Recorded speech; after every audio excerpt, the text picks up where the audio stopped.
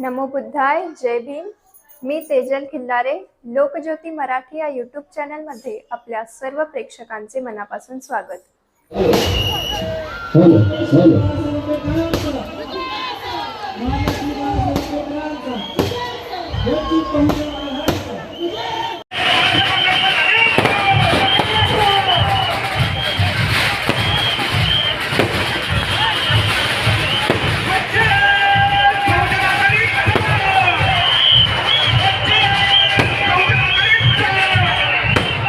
उपस्थित उत्कर्षाताई होते,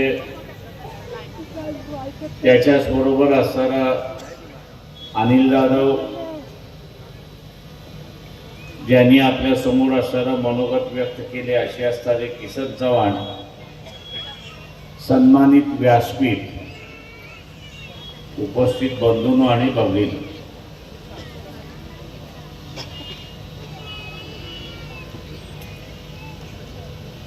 इलेक्शन हे जसं जिंकण्यासाठी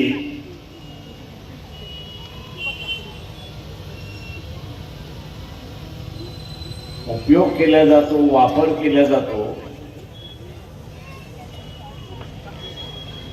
आणि त्यामार्फत लोकशाही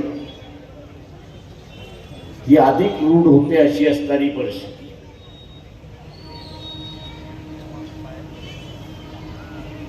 लोकशाही रूढ झाली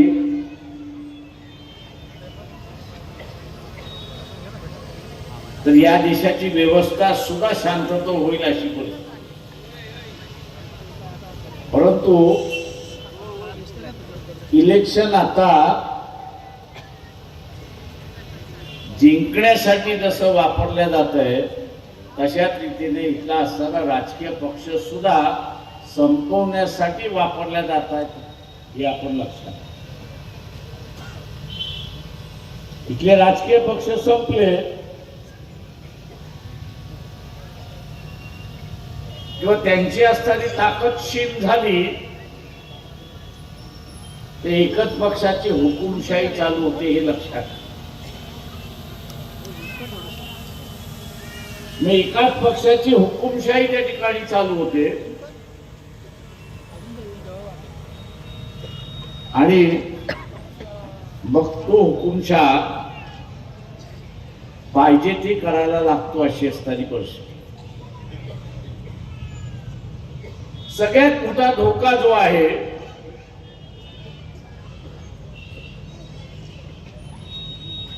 तो म्हणजे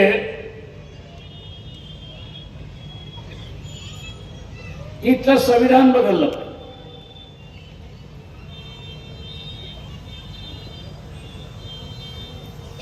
आता हे संविधान बदलायचं असेल तर राजकीय पक्ष संपले तर विरोध करणारी ताकद संपली आणि विरोध करणारी ताकद संपली तर मग आपल्याला पाहिजे ती करता येतं अशी असणारी परिस्थिती. आज संविधानामुळे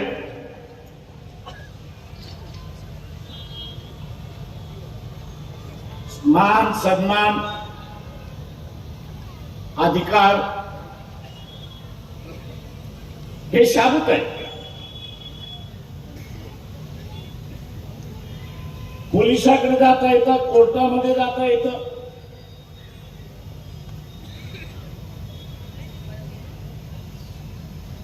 आणि आपले अधिकार आपण जपू शकतो.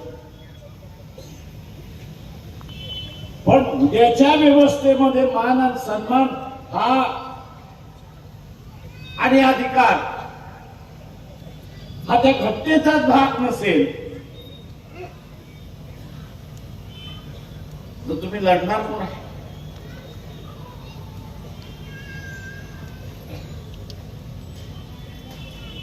तू लढणार कोणाशी? कोर्टात गेलात तर ते म्हणतील हा मूलभूत अधिकार नाही, त्याच्यामुळे असताना आम्ही काही करू शकत नाही.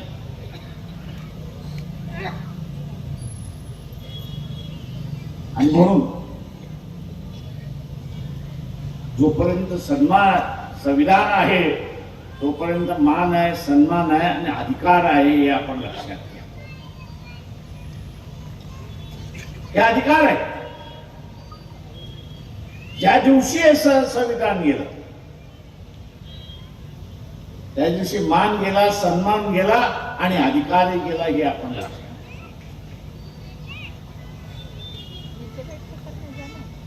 याची नाही ही जुनी लढाई.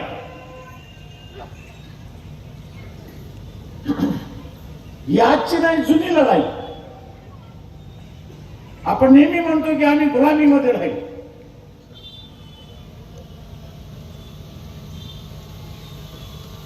आणि नेहमी म्हणतो की आम्ही गुलामीमध्ये राहिलो. पण का राहिलो? राहिलो याच्यासाठी की इथला राजा हारला, ते त्या लोकातल्या त्या विभागातली लोकही हारली. तशी तलवारीचा अधिकार हा आपला अधिकार.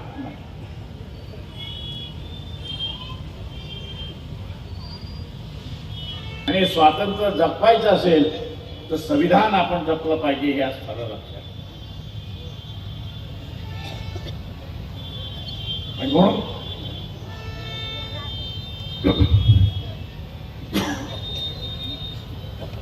25 नोव्हेंबरच्या सभेमध्ये आपण RSS ला आव्हान दिलं, मोहन भागवतांना आव्हान दिलं की तुमची जी काही घटना आहे ती लोकांसमोर आणा. काय नवीन सिद्धांत मांडलाय तो तरी आम्हाला कळू द्या. तुम्ही आमचा असणारा मान, सन्मान, अधिकार कशा पद्धतीने तुमच्या घटनेमध्ये तुम्ही ठेवलाय तो असताना सांगा.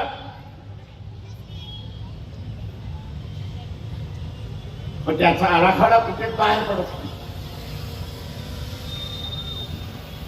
त्याचा आराखडा कुठेच बाहेर पडत नाही. फक्त आम्ही बदलला. हे जे गुलदस्त्यात आहे,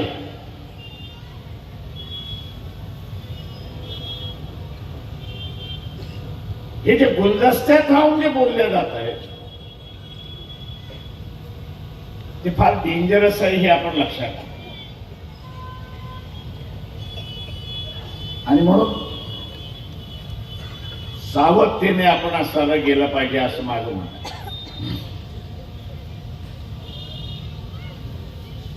आज आपण बघत असाल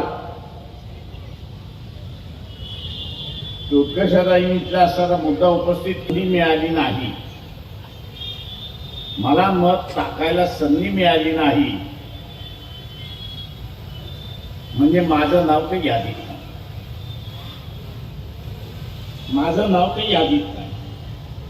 आणि माझं नाव ते यादीत नाही म्हटल्यानंतर माझ्या मताची चोरी झाली. माझ्या मताची चोरी झालेली आहे.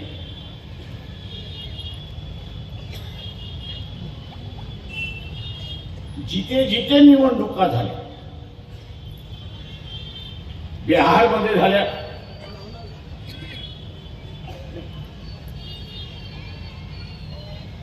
बिहार मधल्या असताना किती जनतेने की मला मत टाकता आलं नाही किंवा माझं नाव नव्हतं असं किती जण म्हणाल. जेव्हा मत चोरी झाली आपण ज्यावेळेस म्हणतो त्यावेळेस मला सिद्ध करता आलं पाहिजे की या मतदारसंघातली एवढी माणसं होती की त्यांना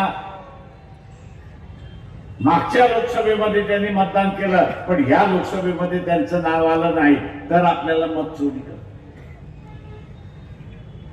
धांदली होते, नाही असं नाही.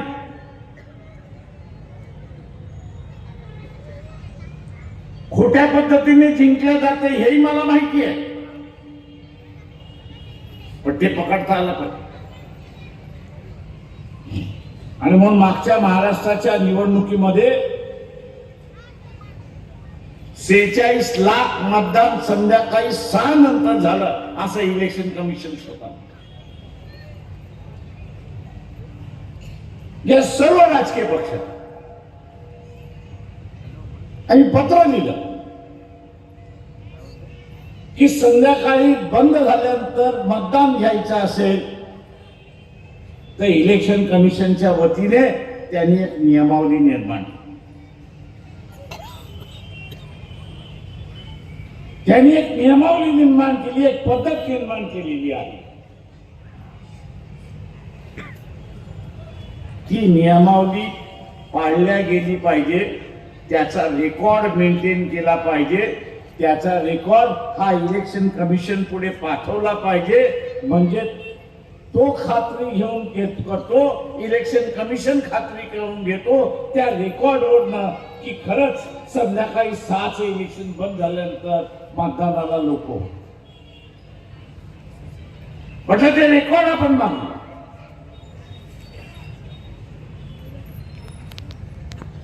आम्ही इलेक्शन कमिशनला पत्र लिहिलं, त्या रेकॉर्डचे आम्हाला असणारे एक प्रत द्या. इलेक्शन कमिशनचं उत्तर आलं की आमच्याकडे रेकॉर्ड आलाच नाही. इलेक्शन कमिशनच म्हणतंय की तो रेकॉर्ड आमच्याकडे आला नाही आणि म्हणून आम्ही असताना म्हणालो तर तुमच्याकडे रेकॉर्ड आला नाही तर हे 46 लाख मतदान खोटं आहे.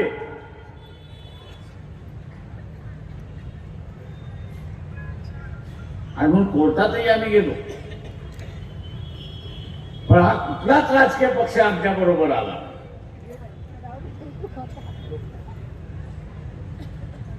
कुठलाच राजकीय पक्ष आला नाही. याच कारण मोदी बसलेला आहे.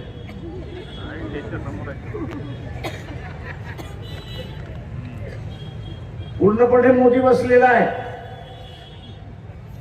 त्याचा फोटो दिसला तरी हे घाबरतात. कारण त्यांनी सांगितलंय माझ्या वाटेला गेला तर तुमचं सगळं चारित्र्य माझ्या समोर आहे. माझं रेकॉर्ड सगळं आहे तुमच्या चारित्र्याचं.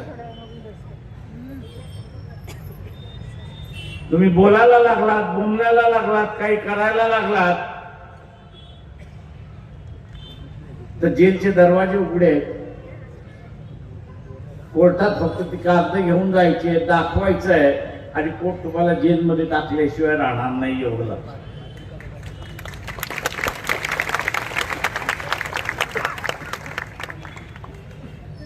जेव्हा माझ्या विरुद्ध बोलायचं असेल तर जेलमध्ये जाण्याची तयारी ठेवा आणि जेलच्या बाहेर जायचं असेल तर गप्प बसा, खोट्या प्रश्नावरती लढा.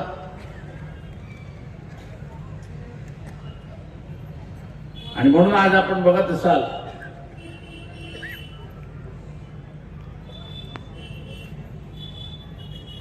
बिहार सारख्या राज्यामध्ये सुद्धा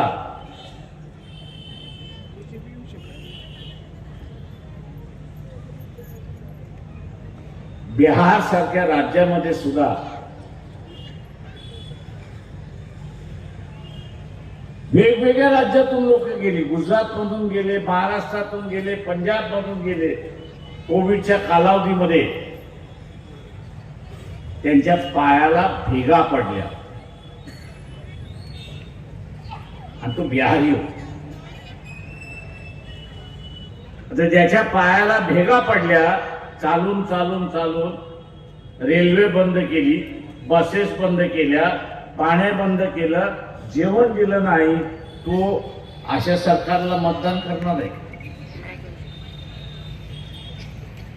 मी ज्यांना ओळखत होतो, मी ज्यांना असताना विचारलं काय क्या करोगे, बोले सर हम भूले नहीं कि हम कितने किलोमीटर चल के आए, हम भूले नहीं कि हम कितने किलोमीटर चल के आए. उन्होंने उस वक्त हमको देखा नहीं, अब इनको हम देखने के लिए तैयार नहीं. ही त्याची भावना, ही त्याची भावना होती. आणि त्याच बिहारमध्ये आपण बघतोय की राजकीय पक्ष हारले आणि भारतीय जनता पक्ष जिंकले. तिथेच असणारं म्हणतोय की इथे असणारं इलेक्शनच्या माध्यमातून राजकीय पक्ष संपवण्याचा खेळ चालला. शीत करण्याचा खेळ चाललेला आहे. हे जनसागर आता पहिल्यापासून तर आहेच साहेबांसाठी आणि हे तर शेवटची सभा साहेबांची सुभाष मध्ये 2017 मध्ये झाली होती. तर तेव्हापासून माणसं इथं आतुरतेने वाट पाहत होते. हे जसा हा सुभाष शेगडी एक बाली किल्ला आहे आणि या बाली किल्ल्यामध्ये बरेचसे मनुवादी लोक इथं सुरुंग लावायचं काम करत आहे.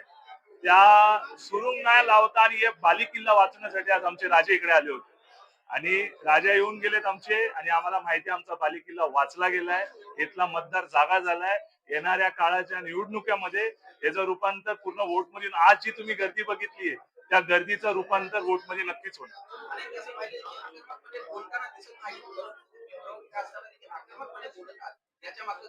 हे बघा, सरळ सरळ बात आहे की वंचित बहुजन आघाडी ही आक्रमकच पार्टी आहे, ही लोकांसाठी भांडणारी पार्टी आहे.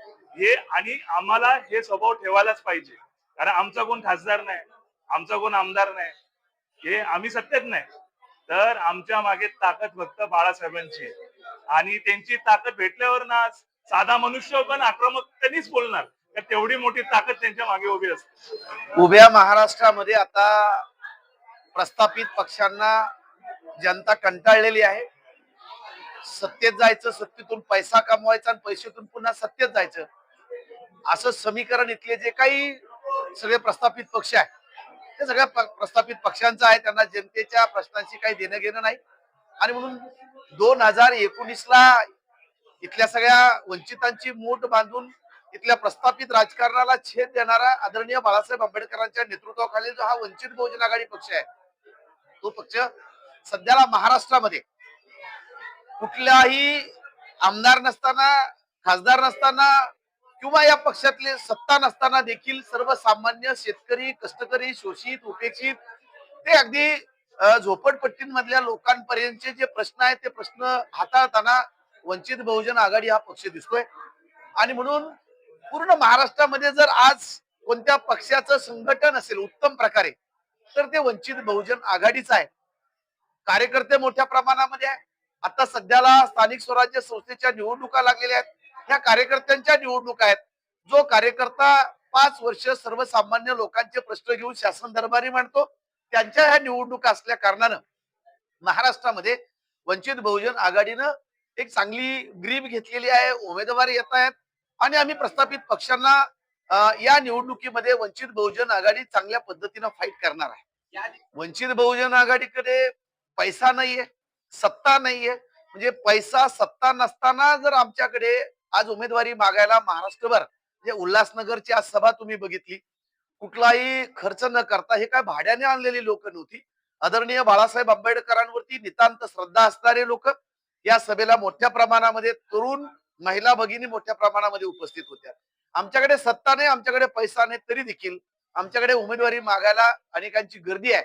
त्यामुळं येणाऱ्या काळामध्ये निश्चितच तरुणांना उमेदवारांमध्ये संधी देऊन आम्ही निश्चितच सत्तेमध्ये पाठवण्यासाठी प्रयत्नशील असणार आहोत. आमच्या बरोबर वोटर आहे आणि इथला जो वोटर आहे आजच्या सभेवरून जाणवतोय आम्हाला की उल्हासनगर मधल्या प्रस्थापित राजकारण्यांनी या सभेची धडकी घेतलेली आहे. निश्चितच आम्ही महानगरपालिकेमध्ये जाणार आहोत. धन्यवाद. आमचे असेच नवनवीन व्हिडिओज पाहण्यासाठी लोकज्योती मराठी या यूट्यूब चॅनलला सबस्क्राईब करायला विसरू नका.